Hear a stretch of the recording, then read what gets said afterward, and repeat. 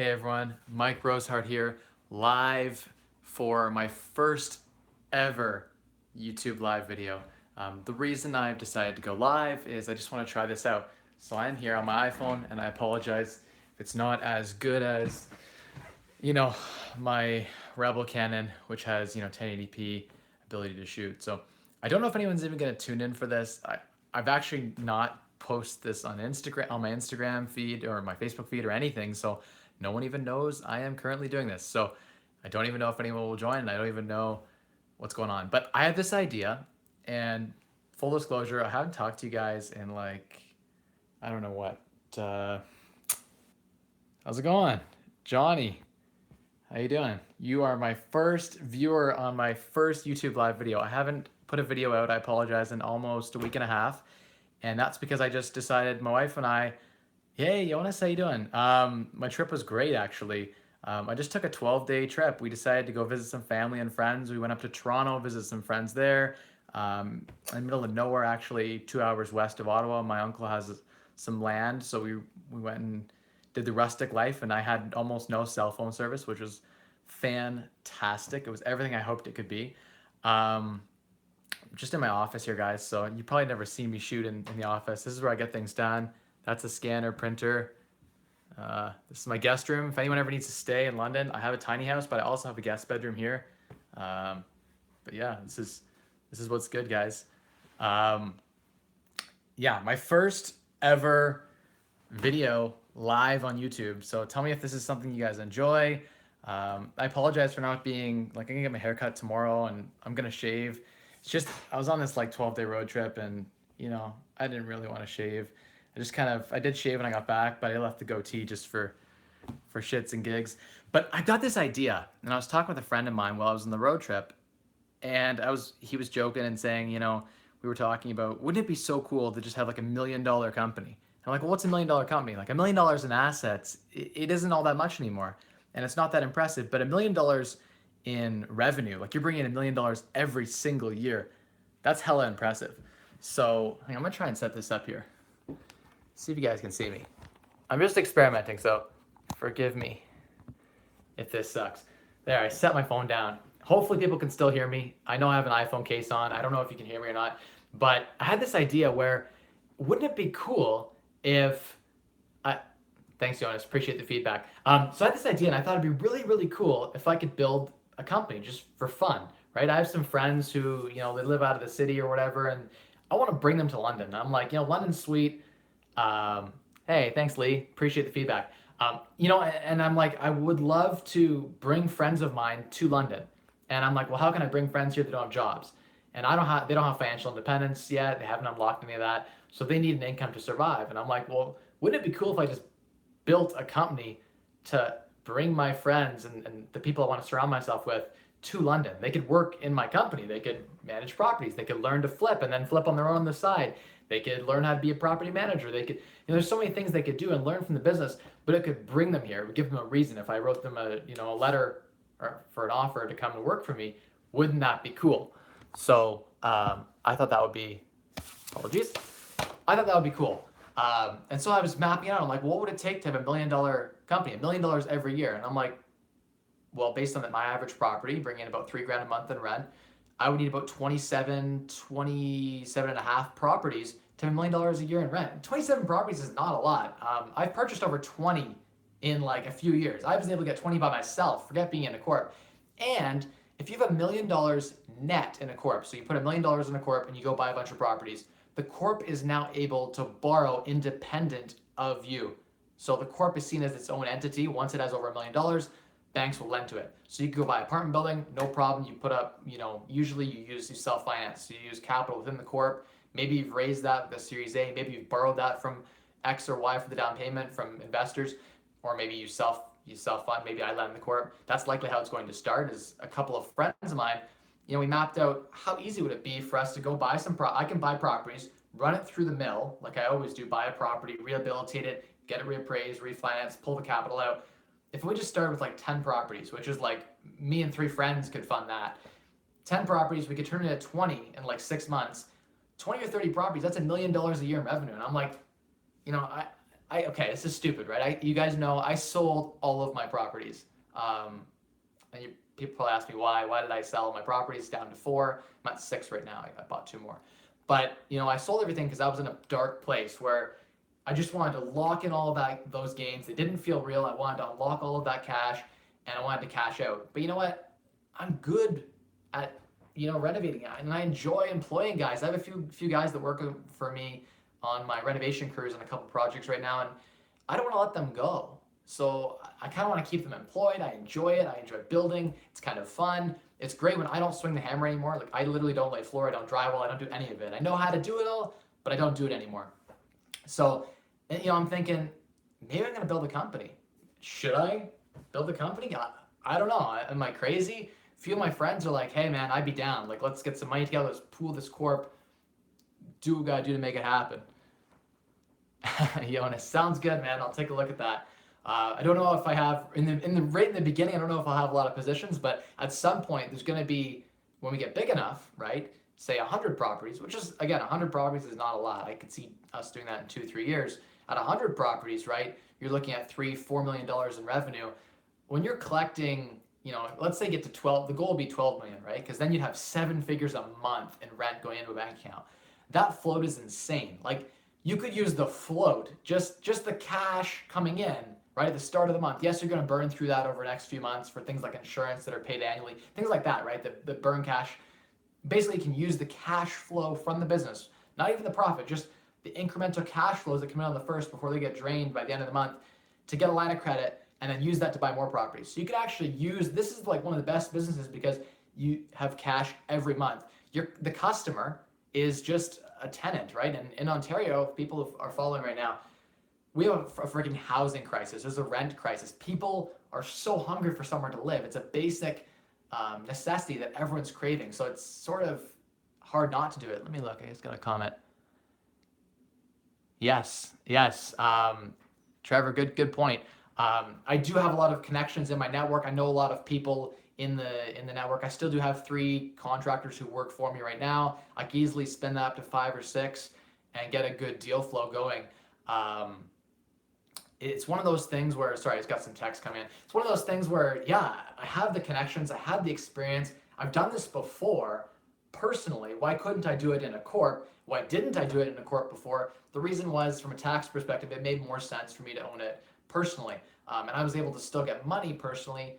I convinced banks to lend to me, and so they kept lending to me. And yeah, that's kind of why I didn't put it in a corp, because I was sort of lazy and there was no incentive to do it. It costs us several thousand to set up the corporate structure that I'd like to set up. And then there's, I have to file separate corporate taxes as well as personal taxes. And I just didn't want to go through the stress. I'll likely start outsourcing things. I've got a bookkeeper now, which is like, whoa, like, I'm the most frugal guy. I've never had a bookkeeper, always did my own stuff. I do my own taxes, I do my own everything, right? But it's time to start outsourcing things and focusing on the areas I can add the most value. It might involve, I might have to get my real estate license. I might not. I have some friends who could probably hook me up. But yeah, I might get my real estate license as a part of this. And why? Like, I don't know. It's just something to try out. It's just one of those things, you just want to take an adventure and just jump into it, right? Why not? And see what happens. So I guess I'm kind of throwing it out there. This is the first you guys have heard of it, about me wanting to expand, and just to prove that I can more than anything else. Like, I've had some people who are doubters and haters hit me up and say, like, you could never get to 50 properties or 100 properties, or you could never have a deca million. You could never have 10 million in property. Exactly. Yeah, Lee, you got it right. It's just about, well, I don't know if it is about building slowly. Your comment there about building slowly, I don't seem to do anything slowly. I just like to jump into things and go hard. It's just how I've always been. So more than likely, my style of workflow is like, if I decide to do this, I'm going to go so hard that I'll burn out in 6 months, take a little break, and then go hard again. There you go. Nice, Johnny. You got your real estate license in Florida. That's awesome. The cool thing about getting a real estate license in the US, and I've looked at this, is it's really actually apparently quite an easy process. Yeah, methodical is key. Exactly. Definitely analyzing every decision before you just jump in, right? You want to make sure you've done the numbers, run it through the spreadsheet, made sure it fits into part of the master plan, make sure everything is going, along a methodical type of approach, right? Very, very well said.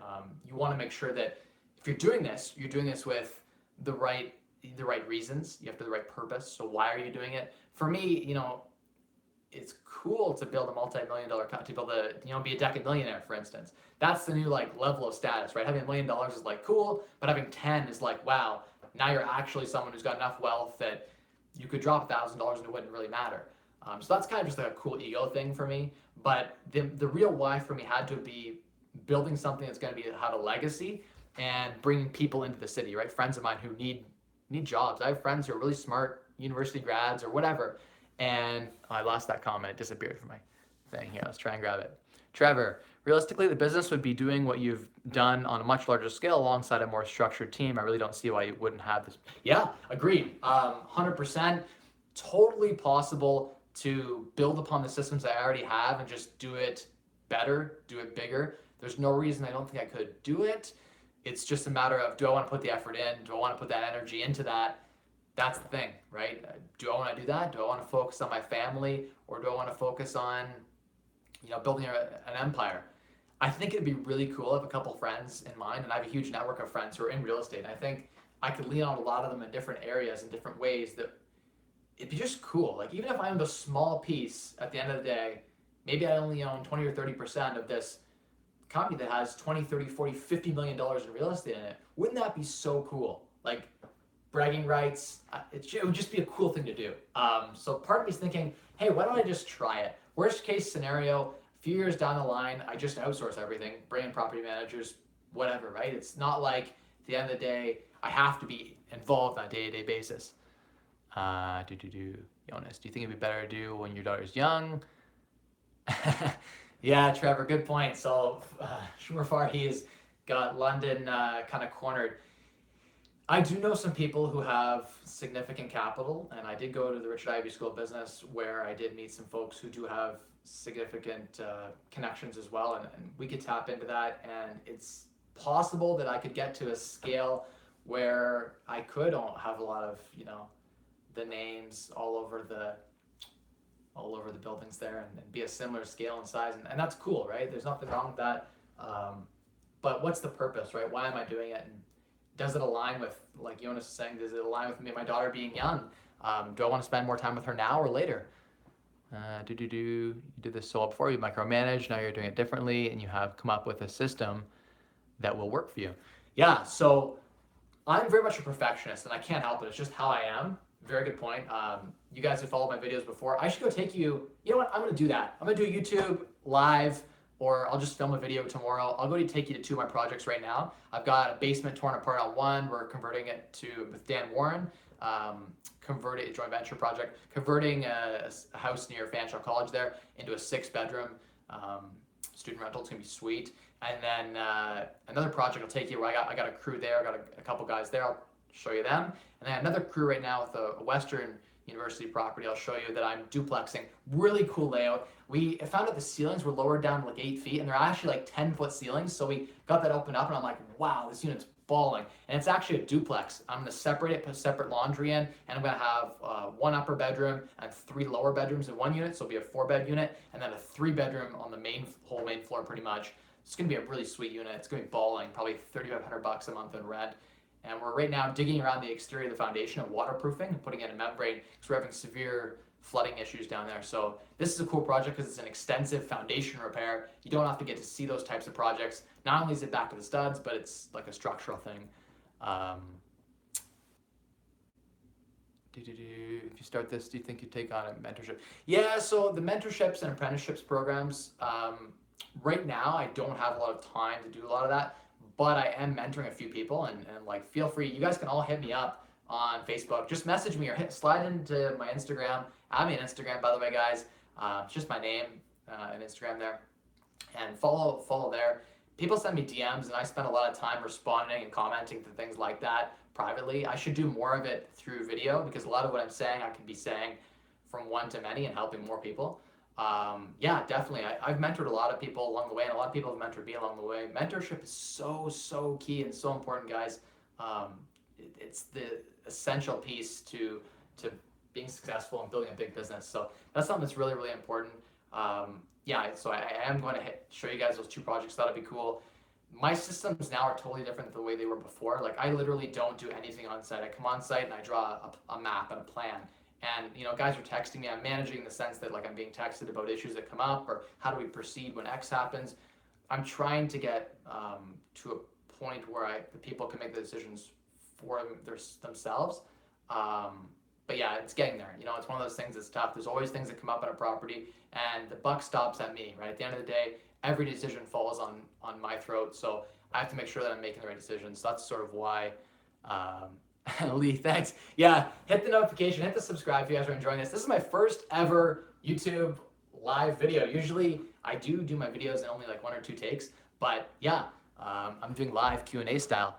Q&A frequently style. Yeah, so yeah, exactly. That could be something I should start doing. Maybe once a week.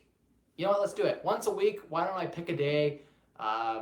You guys tell me in the comments what day you want to see me do a YouTube live Q&A. I'll answer any questions. I can talk about anything from how do you buy a property? How do you analyze the numbers?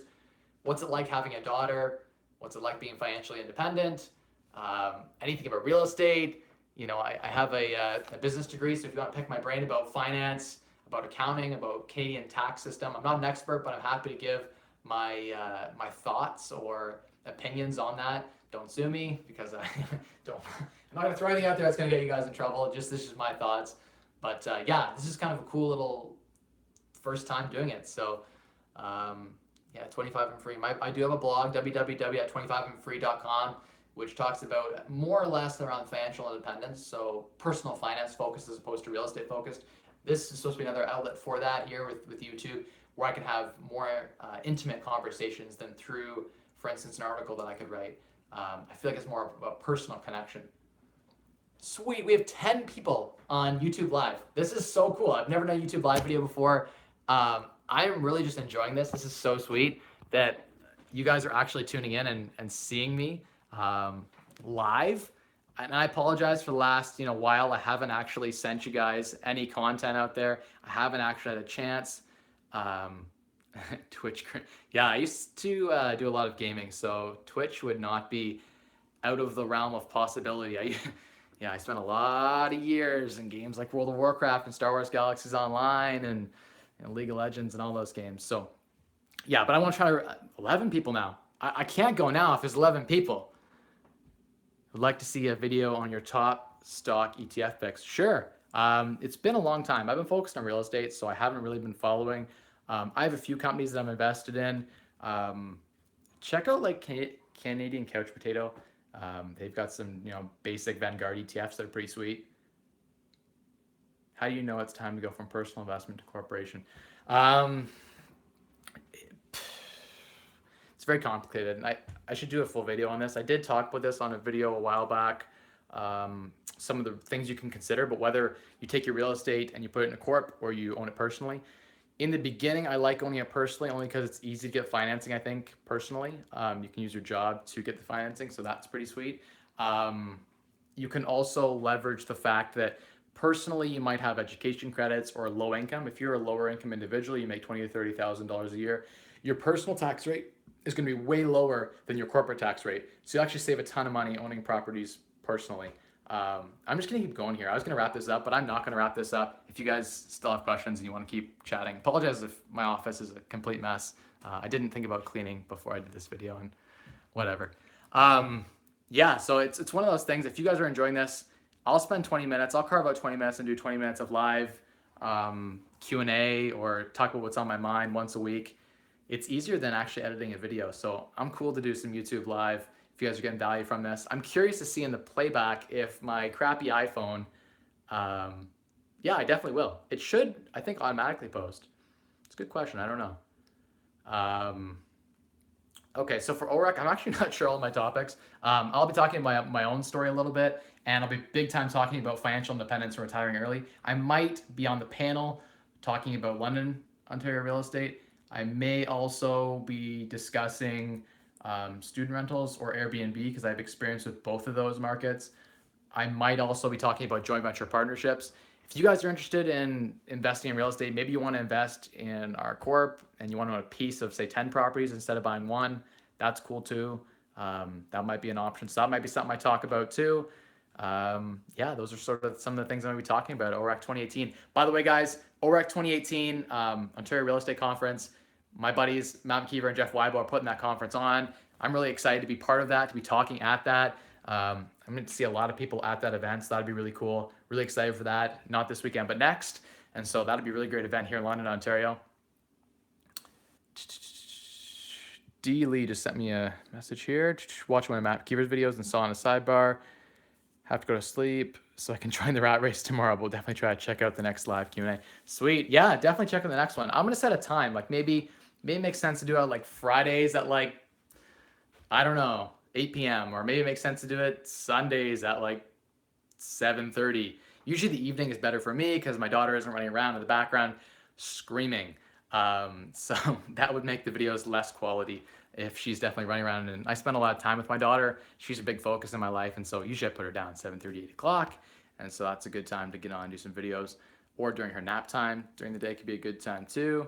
I'm not really a morning person, but I'd be happy to get on and do some morning videos for you guys too, if that helps make your guys' life better. And in some way it helps you. So my first YouTube live video, I promise, hopefully next time you guys see me, I'll have a bit of a haircut here and it won't be so curly and bushy, and hopefully this guy will be gone, or maybe I'll keep it. Maybe I rock the goatee, who knows? What do you guys think? Phil, evenings are probably best for everyone still on the grind. 100% agree.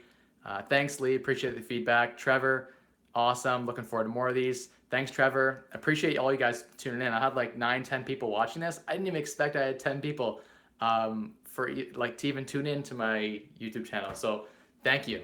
Also, answers always keep facial hair. I don't have much facial hair there, so it's kind of it's very mostly blonde, like 50% blonde. So it's hard to see unless you're really in the sunlight. So I don't really rock goatees. I kind of have a baby face, and I do really well with a clean shaven face, I find. But yeah, I'm just experimenting with everything. I like to try new things. Why not try out different things, different styles? So I will talk to you guys. Yeah, YouTube handlebars. Yeah, it's sort of, you can't really see, but the connection isn't very good there. The handlebars don't do so well for me. But anyway, I'm gonna end this live video. Thanks for tuning in. Honestly, I didn't expect anyone to tune into my first YouTube live video.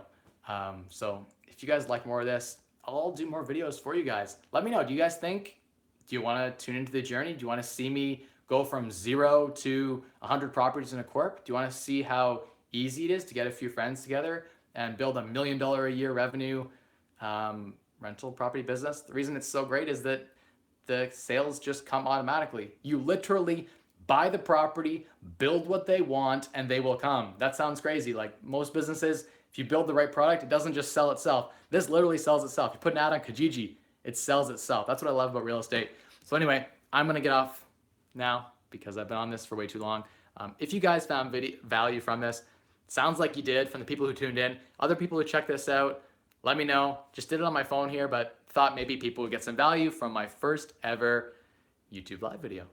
Cheers, guys. Now the question is, how do I end this thing? I'm such a noob. Share. No, that won't do it. Actually, I'm gonna hit the X. Let's see what that does. I don't want to delete the video though, but cheers.